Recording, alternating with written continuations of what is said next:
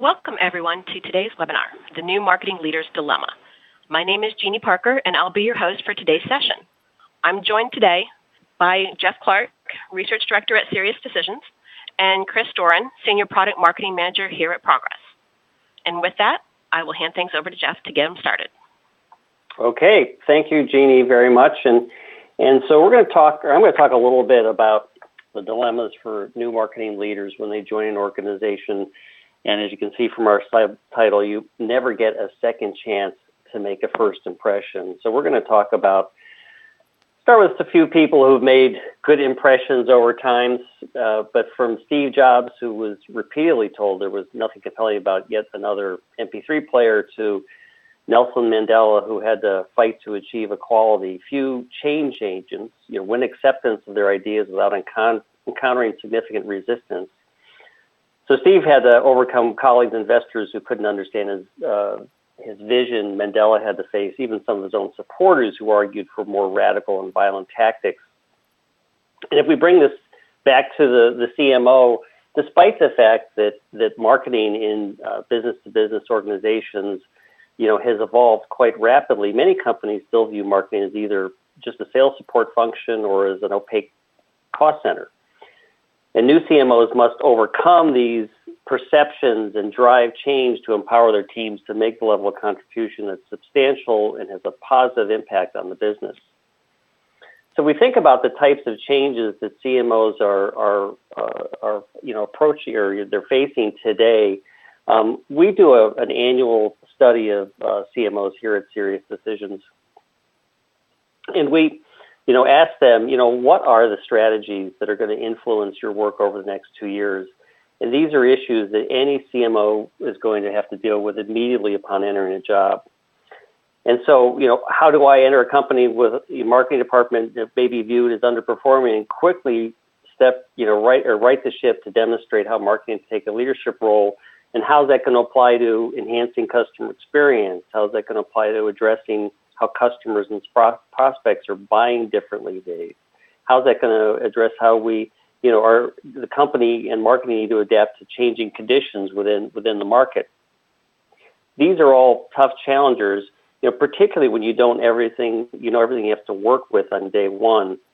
But, you have to try to understand, is the organization prepared to make the transformation? Do we have the data to even know how to understand the problem? Can the team create well-targeted content that satisfies buyers? And, can the organization prioritize growth strategies that enable marketing to make this transition? In these situations, marketing just can't keep on doing what it's doing, so the CMO has to help set a new path. So, when a CMO, starts a job, the first 90 days is really a critical period. It's a critical period for them to understand the challenges and the resources they have to work with. And this is where the CMO gets to play. They got 3 months to play detective. So he or she must start gathering intelligence about the company's strategies and goals, understand the current state of marketing, including perceptions of other business leaders. And this will include doing one-on-one meetings with key people, reviewing existing documentation on, financial goals. Is marketing's goals aligned with those financial goals? The go-to-market strategy documents. Can you CMO identify key gaps in the company's focus that could hinder marketing's ability to help properly allocate resources to support it? You want to talk to customers and help provide, because they can provide insights on how the company is providing value, and get your hands on any documentations about those insights, like surveys or win-loss reports. You want to meet with project management leaders, particularly those that own product categories, to understand, what is the company's roadmap to help address and provide value to the customers. And you got to meet with sales and channel leaders to understand their processes and how marketing is currently contributing to sourcing or influencing revenue and supporting the sales organization.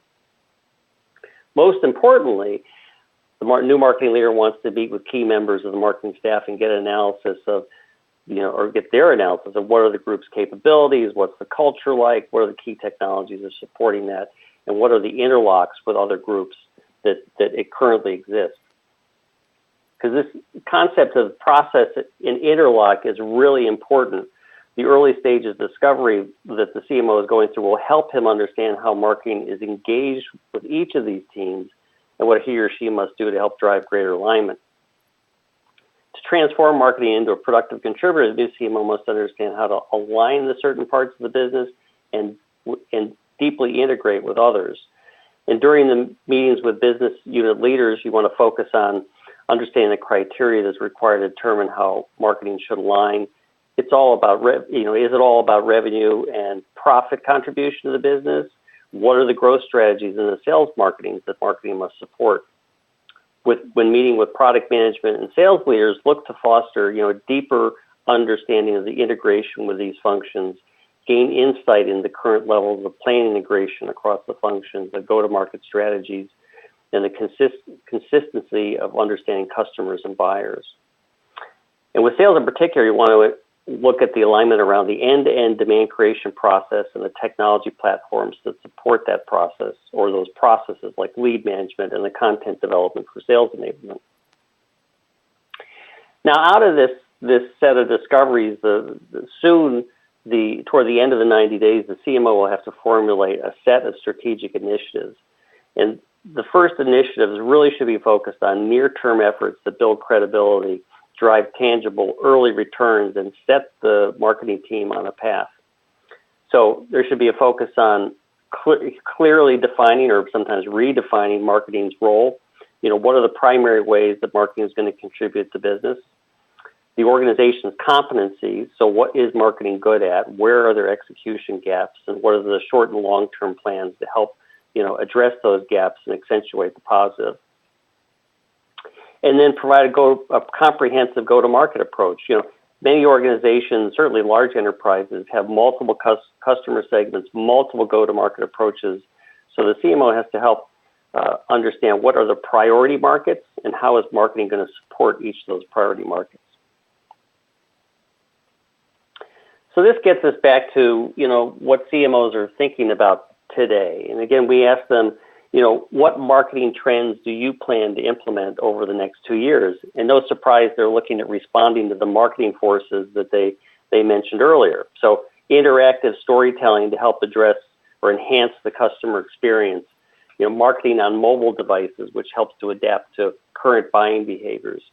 And then also developing customer communities, which was interesting, but they think they see that as an approach for addressing customers' changing buying behaviors and how to maintain engagement and loyalty as you go through changing economic times. Now, one of the things that I want to spend just a few minutes on is an approach to determine how your organization's capability gaps can address the new innovations. So the role of the CMO is to ensure that the innovations directly address the company's business objectives and consider the execution gaps relative people, process, and technology that may exist. So in this case, we see a set of business objectives for a fictitious organization, growing revenue with existing accounts, increasing customer loyalty, rapidly expanding into new regional territories, improving customer engagement and experience. There are a number of priorities that marketing will have to be able to support those large-term business objectives. And then what are the capabilities that the team needs to create and enable in order to address those? And then where are we on the current state in terms of supporting those capabilities? So this shows, if I take it down to a really granular level and I say, okay, we want to address demand creation for an account-based marketing approach. There's a certain set of functional capabilities like the ability to profile online users, enhance contact records, provide relevant targeted web content, trigger, account-specific outbound and inbound offers, and the list can go on from there. And the organization really wants to say, well, so which of these capabilities are critical? What are they must-have? What are future capabilities? What would be nice to have? And then how are we currently supporting from a process, a competency, meaning from a people perspective, people skills, and certainly the number of the headcount that have those skills, and the technology. And in some cases, organizations will go right to the technology. It's like, well, we should go out and buy tools that support an account-based marketing approach. But what you may find is that there are situations where actually you have some of the tools, but you haven't defined the process, or you may not have the skills in-house to actually support that process. And there will be some cases, like in the one we see here, providing web content relevant to the target account. Well, actually, I should say enhancing the contact records with the interaction history, where you've got some of the competencies, and you've got certainly some work to do with the process, but there is no tool to support it. So this helps an organization really focus in on where do I put my efforts in terms of addressing some of those capability gaps. Now, when we ask CMOs, what systems and tools they're going to be buying over the next 2 years, we got some pretty interesting results. For many years, marketing tech investments were really dominated by tactic execution tools like marketing automation and search engine optimization, social tools. But now there's an interesting mix that includes analytics tools and systems that help manage the planning process and align execution, such as marketing resource management. And the same can be said on the sales side, where new tools to manage sales comp and sales value actualization, they help quantify the value that's delivered by the products and solutions to the specific buyers, and also, help with understanding aligning sales to driving that value.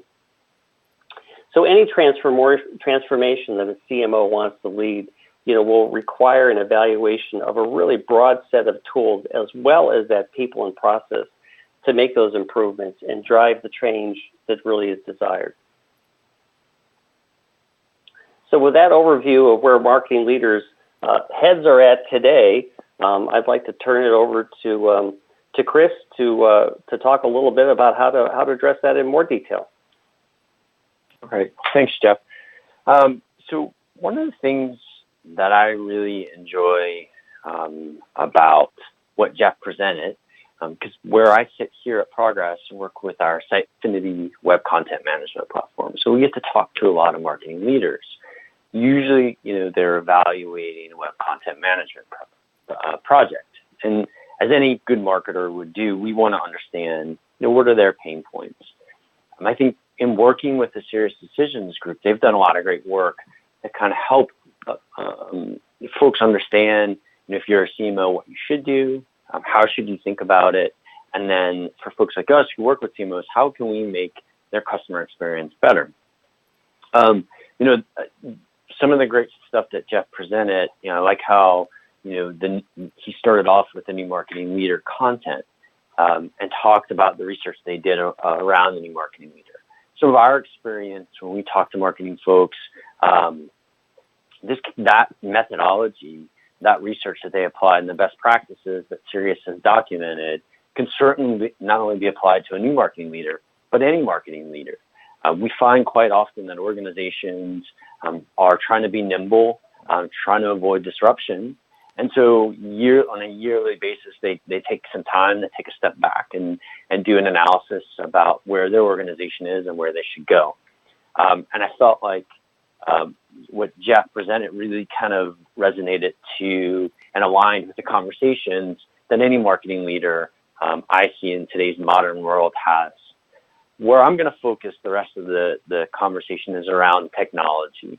So where does technology fit into this? If I'm a new marketing leader, as Jeff mentioned, I have to think about, from a strategic perspective, where I'm going to go, and think about the people, process, and technology. The rest of what I'm going to say will be about technology, but it will kind of connect and show you how technology can fit in to every aspect of the playbook, if you will, for a marketing leader. And when you start thinking about that, you really have to think about it in the terms of something that Jeff said was strategic priorities. What are those strategic priorities? I simplify it, right, into three things, and I'll talk a little bit more about that. But really, it's centered around the customer. When I'll discuss what that term customer means, I'm focused on business outcomes, and then again, people, process, and technology. And I think really when you look at what Jeff presented, it really comes in alignment with those that interlock, where you leverage technology across the people and process, focusing in those strategic initiatives, and then that comprehensive GTM approach that they talked about. And that's where I ground that in the customer. And then I'll talk a little bit more about what an internal customer may mean as well. So before I get in to more detail, I have to start with some data that we've worked to collect. But I think it really reinforces what Jeff said. So when you think about what marketing leaders are looking at, they find that if you have a strategic initiative or a well thought out strategic approach, or digital strategy, if you will, that certainly leads into greater profitability.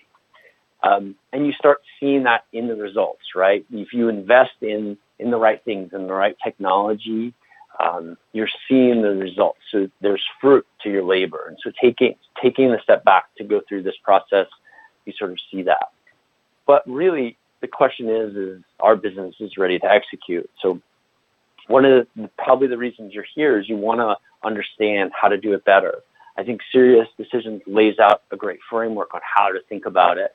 And when you start digging into the technology, and we'll cover it in a little bit, but I'll introduce it now, it can become overwhelming. And it's really easy to step on a lot of pitfalls with technology. And we'll talk a little bit about that because most companies are not ready to execute today. So why is technology important? This is probably the slide, as you go to create content, you think, well, you're going to show this and everyone's going to go, yeah, well, I knew that already. And really, I think it is. But when I start looking at the SiriusDecisions methodology and start thinking about the conversation around technology, you can talk about, this force multiplier or sort of it sets the path. But really, Jeff had this great illustration that talked about strategy, and it talked about the biggest challenges, which is that lighter blue section below it. And I think really when you start looking at the influences to the strategy, you can see where technology can play an important role to overcoming the challenges that you have in setting your strategic priorities and enabling that execution. And I think a lot of times when we talk about technology, and as you saw from the research, there was a movement from tactical execution as a priority to buy-in to more of a strategic focus with that planning aspect. And really, when you think as a marketing leader, what are my challenges? You've got to think of it from a high level. You come in, you set your organization and your strategy in the way that you believe, and you align with not only your peers, but you align the entire marketing organization with the rest of the company and the strategic priorities. Technology becomes an enabler, and it helps to do that from a top-level strategic aspect all the way to an execution aspect.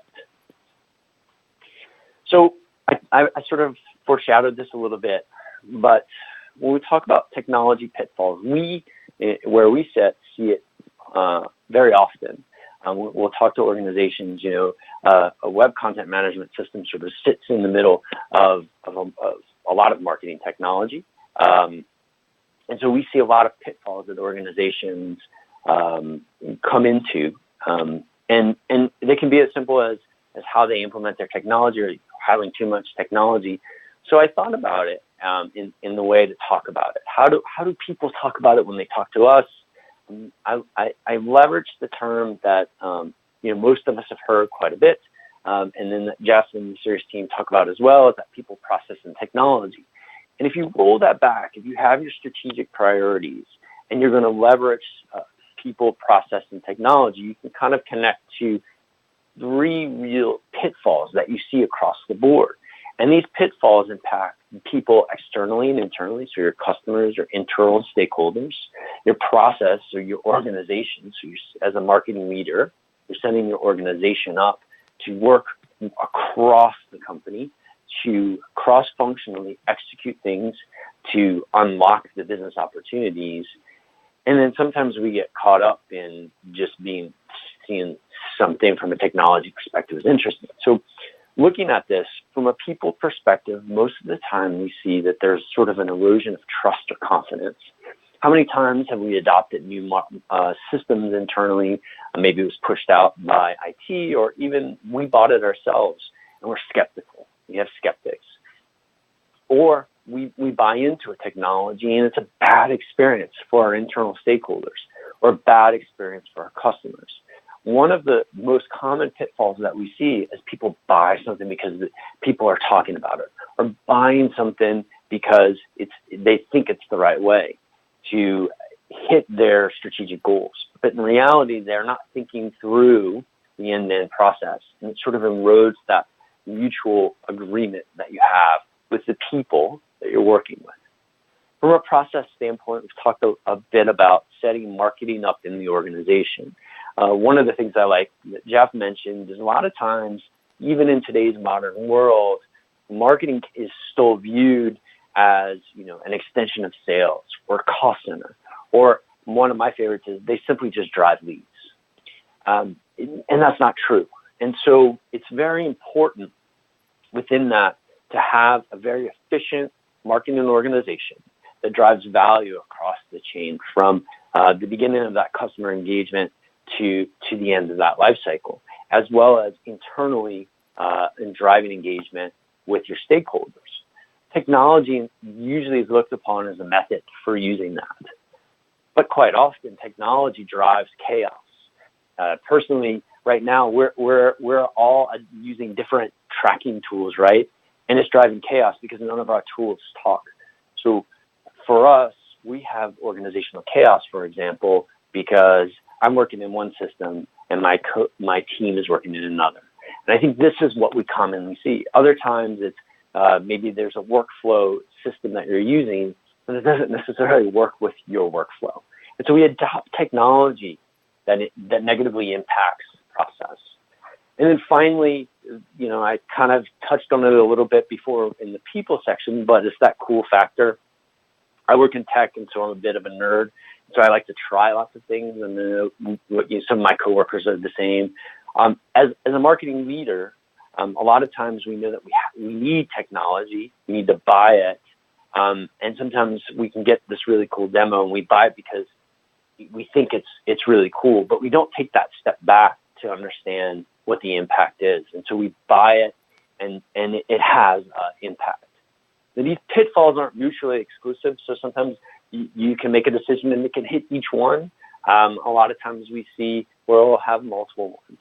I think the important aspect is, as we talked about, and we'll talk about a little bit more, is if you follow some of the methodology of thinking through your strategic objectives, your initiatives, and your priorities, if you continually evaluate technology with that lens, you're less likely to hit on these pitfalls.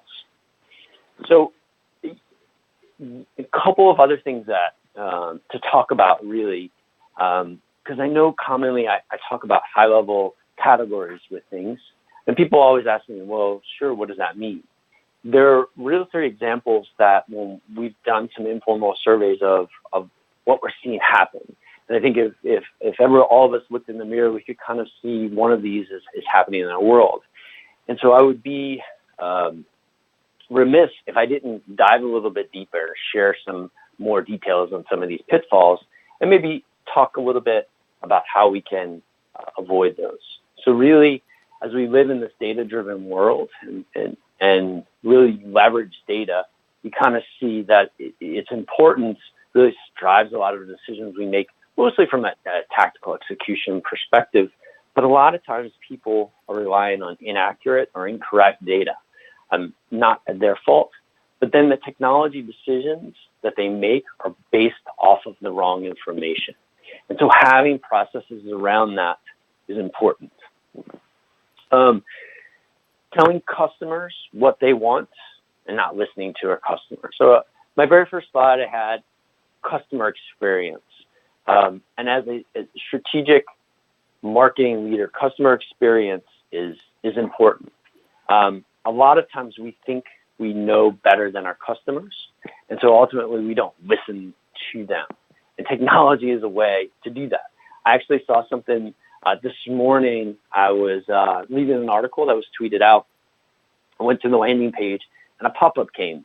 And it made me chuckle, and I use it as an example because the pop-up said, well, we know you don't like pop-ups, so we'll leave you alone if you just sign up for our newsletter. And I think that's a little bit tongue-in-cheek and a good example, but a lot of times, we think, well, our customer knows what they want, and so we're going to tell them, rather than really thinking about what that customer wants. And then finally, and this is my favorite, particularly, I only am a tech nerd, but I'm a little bit of a marketing nerd, is technology usually allows organizations to do bad marketing easier and faster. And I think all of us can raise our hand if you've been in marketing for a little while and identify an opportunity where you didn't do the best campaign or best initiative. And I think technology makes it easier for us to do that. We can do it faster. We can broadly do campaigns for organizations that we don't have a trust factor with. And so these samples are the most common things that I've seen in the past 6 months from a pitfall perspective that align to that people, process, and technology aspect. And so as you think about those pitfalls, and I referenced it a little bit when I was talking, you can see that we miss on a higher level. As a marketing leader, if you come in, you follow a lot of the playbook that Sirius laid out, you can sort of guide your decisions that you're making at a broad level, and you can hold your organization accountable at a more tactical level to make sure it aligns to these strategic initiatives where you've built trust across the organization with your peer organizations. And so we sort of forget, and what I say on this slide about is the purpose of this. So Jeff talked a little bit about that interlock and sort of those key 3 things as a new marketing leader. And I say that really those are the aspects that we can use technology to execute on, but then make sure that as we're leveraging technology, we're guarding it or aligning it to be sort of a stress test on if it's something we should do and should we leverage technology here to do the right things. So we don't make we don't run bad campaigns. We don't use bad data to execute on. At the beginning, I defined technology, right? About what that force multiplier is, what I called it. And as I was going through the Sirius Decisions content, and I thought about what does this mean? One of the slides that Jeff had developed was here about sort of that go-to-market strategy process. And when you start thinking about the framework that they laid out, being a change agent, right? And there's a lot of resistance. I know that organizationally, marketing is tasked with looking at items from a strategic perspective and making a strategic plan on how to execute on that. A lot of times what we do is we lose our way. A lot of organizations will have that marketing strategy built out. They'll want to execute on that go-to-market. And that's where you start seeing the impact, that transformation as you see here, which then sort of pushes things to the execution standpoint to drive the strategic results. Well, technology is that route to do that. And so this sort of map about that go-to-market strategy of how to take things out strategically is more tactical, but a marketing leader needs to think about in what are those key strategic opportunities and how can they ensure that they execute on those in the most efficient way to get the results that they know they have to do based on the framework that was laid out here. So finally, when you sort of bring it all together, you kind of have to take a step back and say, well, what is that? What are the key ingredients, right? So I know that technology can help me. I know that as a marketing leader, there are key things that I need to do working internally within the organization, cross-functionally, looking at my own organization and setting those priorities.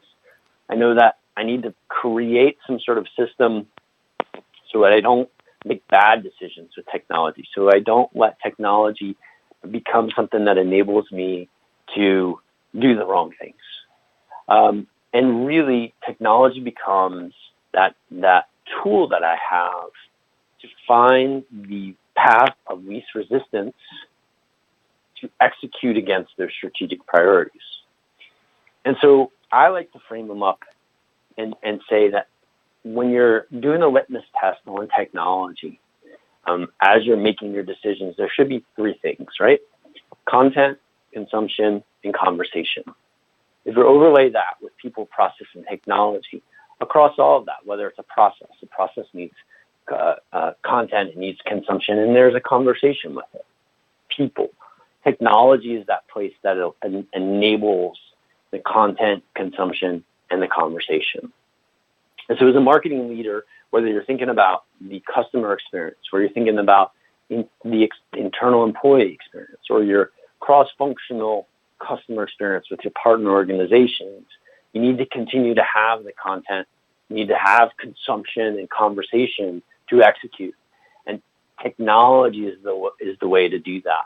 So picking the right technology to enable that allows you to take us to execute and land the strategic priorities that you set out, whether it's at the beginning in your first 90 days of your beginning of your tenure, or at the beginning of the year. Let's say you reset your strategy that year. And so all of this really sort of drives what I see and what we see as key market dynamics that are sort of changing in the world that we see. So a lot of times we talk about the change in customer experience and the new customer experience dynamic, but really that's driven by, sort of an explosion of the way that customers are going to interact with you from a conversational aspect, and where you need to get your content exposed in a very nimble way. So marketing needs to move fast. That way you can elevate the experience, and you can use technology, whether it's some of the new cool artificial intelligence, whatever it may be. And so that it can be sort of modern technology that's architected in the way to meet the customer demands, but also the strategic priorities internally. So I'll summarize this way. I think as we started out today, SiriusDecisions has done a lot of research. Jeff specifically has done a lot of research around the new marketing leader and marketing leaders. They have a lot of great research that shows kind of the priorities, the decisions that they're making, and really a path forward on how, if you're a new leader, or as I would put it, any leader should start out your new year to sort of have a clear plan so that you have alignment across the business and you can be efficient in the way that you design and set up your organization to work cross-functionally to deliver on strategic priorities. And then what I would say with that is technology is a critical component that sits beneath it, enables that interlock across all that plan. And when leveraged correctly, allows a marketing leader to be successful, to hit and land those strategic priorities that are laid out in their strategic plan, to ensure that they land the comprehensive GTMs for the year. So with that, I know we're going to turn it over to Q&A. But Jeff, do you want to talk about these resources while we're kind of getting some questions? Absolutely, and thank you, Chris. That was a great view into expanding on some of the pieces that I laid down and talking about how the marketing leaders can really start driving change with people, process, and technology. And so, at SiriusDecisions, I mean, we have a number of role-based services, and certainly marketing leader and the senior or chief marketing officer is one of our role-based services where we have analysts who can, help provide guidance and research, which, as you can see here from some of the research briefs we have written, how CMOs can understand what role they play in aligning on measurement and in dealing with privacy issues and dealing certainly with customer experience and customer engagement and defining marketing strategies. So anybody who is interested in finding out more certainly can go to www.seriousdecisions.com and happy to talk to anybody and take questions during the webinar here and even afterwards to help you understand more. All right, thanks, guys. We have reached the Q&A portion of today's presentation. Again, if you have a question, please enter it into the question window. We do already have a number of questions, so let's get started so we don't run over time. All right, the first question I think is aimed at Chris. You talked a lot about customer experience, which it seems everybody is talking about. And I know it's important, but why focus on that part of the technology adoption?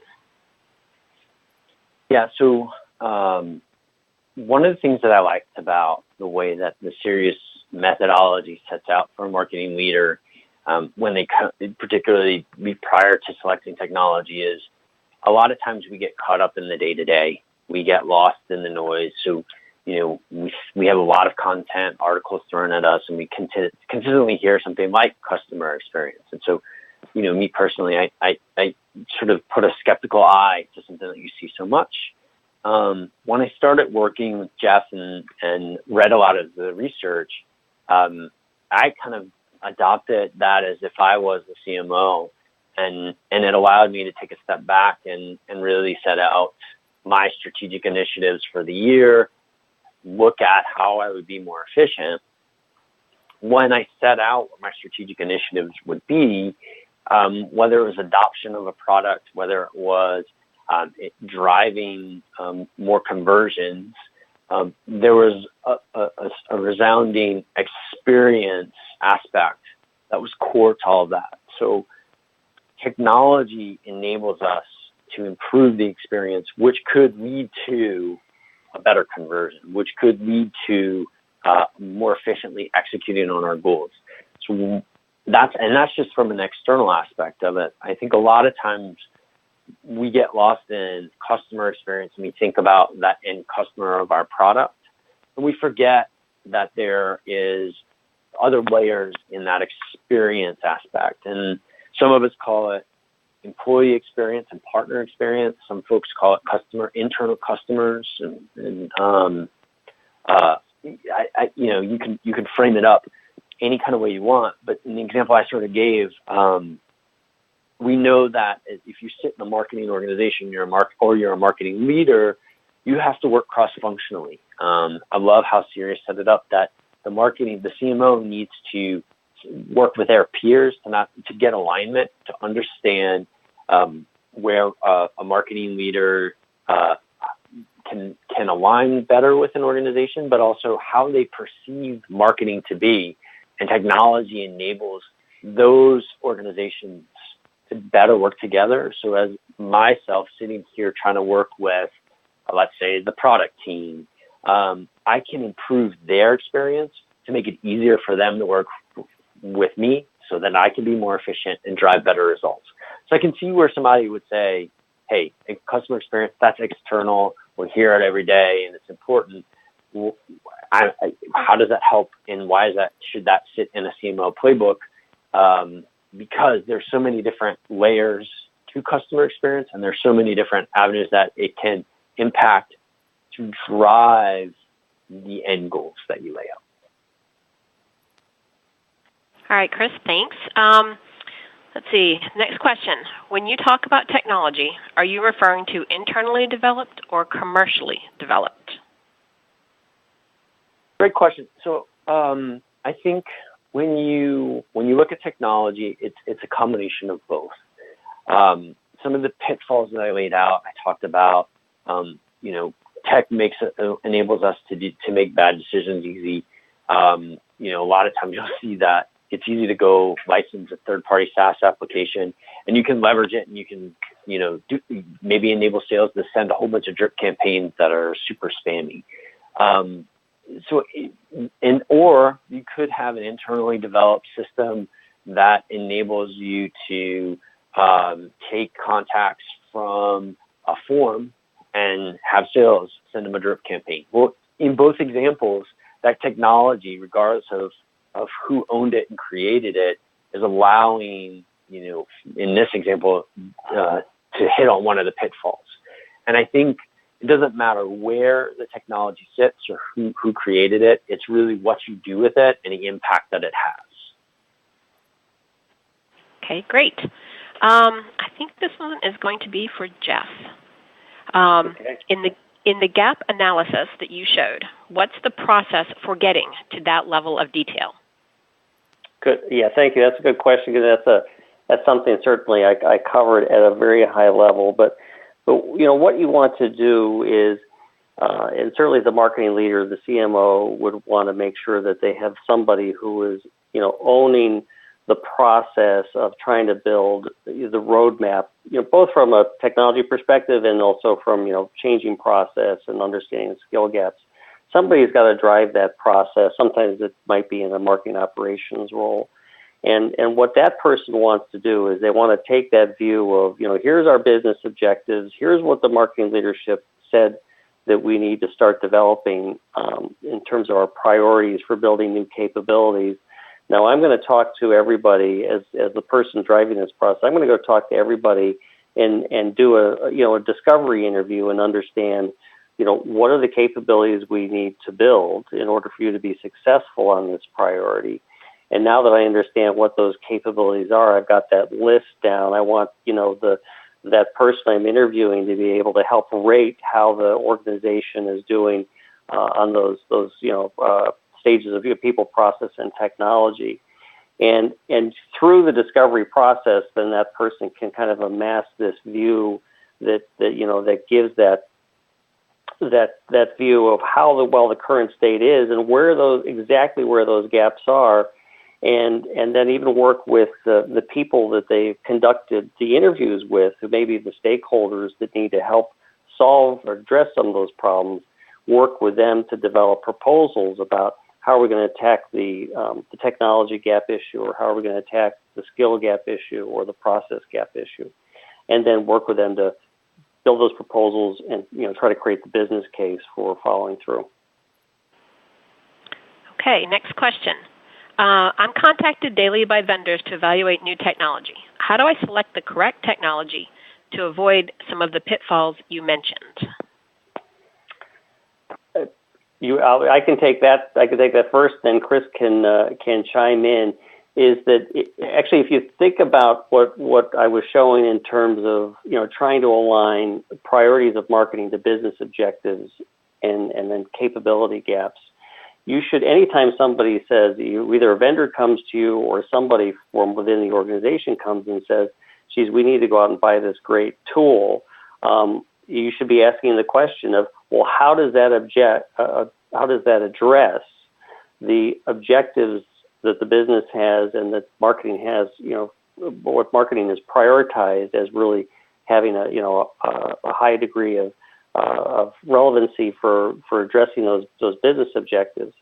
And if it doesn't meet that, then I think that's something that the organization needs to have some sort of governance policy that pushes back on technology acquisition that doesn't fit within the priorities of marketing. And you can put together some way of formalizing that with maybe a series of questions that everybody who's acquiring technology has to address. How's this aligned to our business objectives? What's the benefit? Who's going to own it? Who's going to administrate it? What's the cost and what's the benefit going to be? If you can answer some simple questions, that can weed out a lot of technology that frankly probably shouldn't be bought in the first place.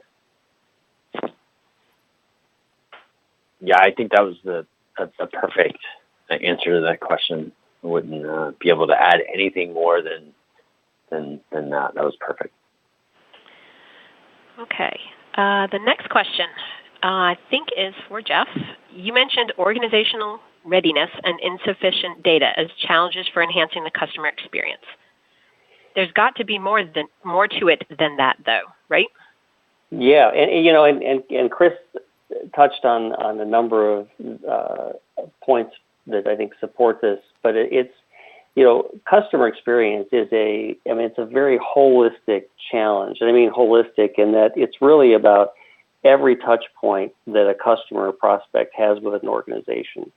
And CMOs play a preeminent role in helping to guide what that customer experience should be because, frankly, marketing owns a lot of those touch points, but it certainly doesn't own them all. So it has to work with sales, and it has to work with customer support and, other organizations to make sure that you're improving the customer experience because, frankly, that's also has an impact on what the CMO considers or is important, which is the brand experience.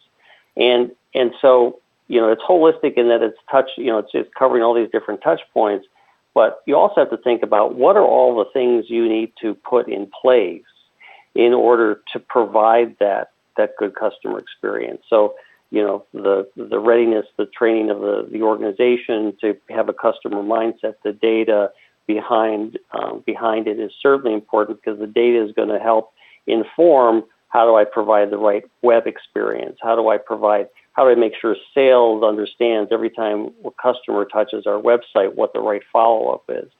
And it keeps going through so many different layers that, frankly, it touches almost everything about all the customer-facing, functions within a company in terms of, sales, support, service, marketing. And so that gets back to where all the work on alignment and refining processes and the data that gets exchanged across those processes is just incredibly important. So it's really it's just a wholesale transformation of an organization as well as the marketing department that's required to really truly optimize the customer experience. Okay, we have a couple more questions. I think this one is for Chris. We all know that technology is important. You mentioned some common pitfalls. Where did this data come from, and why are these the pitfalls you discussed? Yeah, so the data is a mix of a lot of research that we've done with our partners. Partners would be digital agencies that we work with globally. A lot of our customers, so specifically for the Sitefinity product, which I'm working on now, covers, from a global perspective, organizations of all sizes. And then it's also from just talking to my peers who work on other products here. We've then sort of captured and strategically we've done actually some listening tours and some surveys and asked these questions specifically. And all of that we sort of captured, and we're doing it on a more consistent basis. I chose the items that I did to share today because these are the ones that are coming up the most recently. I think what you see is a shift when you look at the data over time that things certainly trend, they go up and down. And when you start kind of plotting that out, when I took the time to do that, I saw that while these items are trending now, they've always been important. They consistently keep coming up as one of the higher pain points or items that they see. And that's where I kind of then built it into the categories for the pitfalls. I think one could argue if you took the data, we've had a few questions around data. I talked a little bit about data as well as Jeff. You can start, really getting deep in the data, and you could look at it from a vertical segment. And I think you might see some shifts, but overall, from just a broad spectrum, I think it would be, no matter how deep you want, you would kind of see these pretty consistent. And I think there's also, when you start looking at marketing technology and you start graphing it out, you can kind of see where the explosion of technology and then sort of the increase of customer touch points and the evolution of customer CX, all of that sort of leads to these common pitfalls. So there's a larger story behind it that sits in the data and that's sort of how I ended up creating the slide with the categories. All right, we are up to our last question. This one is for Jeff. Do you let the processes you define within marketing drive your technology choices, or the other way around? This is an age-old debate of is it process before tech or tech before process, and there's really no simple answer. Certainly, if you're developing a technology, and Chris touched on this a little bit, it's like, so, then you want to understand what your use cases are, what are the processes that are behind those, and how do I develop an application which is, automating that process. But oftentimes you don't, and certainly as new technology comes out, in areas like, certainly predictive analytics, sort of website optimization. I mean, there's a lot of things that frankly, it would be very difficult for the typical marketer today to define what that process should look like. So you have to do a little bit of understanding the process that the technology may impose on you, and understand how well that adapts to your own organization. So, you don't, and you want to take a pretty hard look at yourself to say, is that technology really going to, help us do something that we want to do, or is that going to force us to do something that we, that is counter to the way we drive a process, or the way our culture is.